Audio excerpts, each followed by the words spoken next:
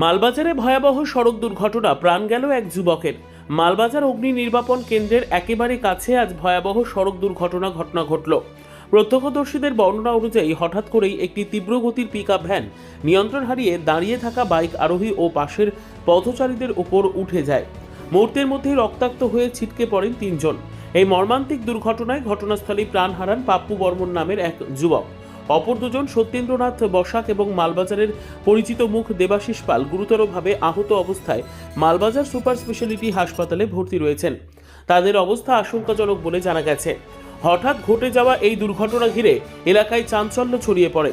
স্থানীয়রা জানান, ওই অঞ্চলে প্রতিদিন প্রচুর যানবাহন চলাচল করলেও গতি নিয়ন্ত্রণের অভাবেই বারবার দুর্ঘটনা ঘটছে। ঘটনার তদন্ত করেছে পুলিশ। আপনারা দেখছেন ডুয়ার্স টাইমস নিউজ।